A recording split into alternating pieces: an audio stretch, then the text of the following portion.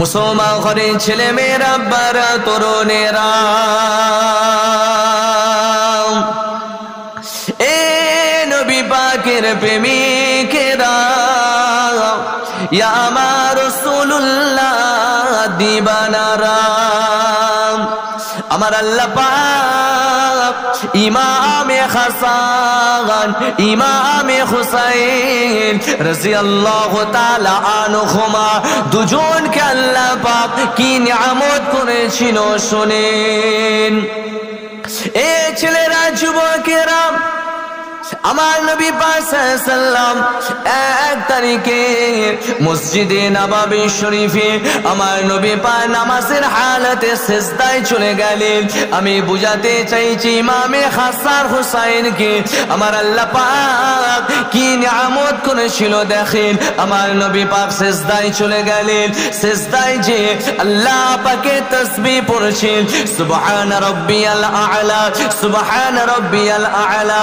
নবী যখন তাসবিহ তেলাওয়াত করেছেন, ইমামে হাসান হুসাইন দুজনে মিলে আমার নবী পাক সাল্লাল্লাহু আলাইহি ওয়াসাল্লামের পিঠ মুবারকের উপরে উঠে গেলেন। একবার ইমামে হাসান আমার নবী পাক সাল্লাল্লাহু আলাইহি ওয়াসাল্লামের চুল মুবারক ধরে টানেন, জুব্বা মুবারক ধরে টানেন। এই ছেলেরা, যুবকেরা, একবার ইমামে হুসাইন হুজুর আমার নবী পাকের চুল মুবারক ধরে টানেন, জুব্বা মুবারক ধরে টানেন।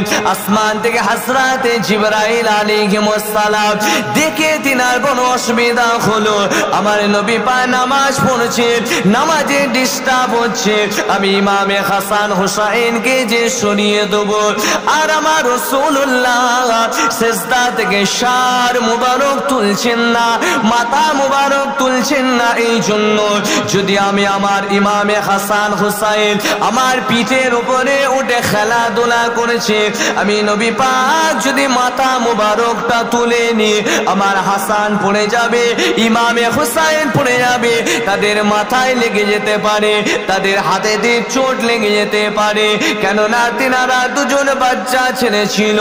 এটা ভেবে আমার নবী পাক সিজদা থেকে শার মুবারকটা তুলছেন না। হযরত জিবরাইল আলাইহিস সালাম আসলেন, ইমামে হাসান হুসাইনকে সরিয়ে দেবে বলে আল্লাহ পাক আসমান থেকে জানিয়ে দিলেন, এ জিবরাইল ইমামে হাসান হুসাইনকে সরাও না, কেননা তাদের খেলাটা আমি আল্লাহ পাক আসমানে আমারও বড় পছন্দ হয়ে গেছে। আরো জোরে বলে সুবহানাল্লাহ, নারে তাকবীর।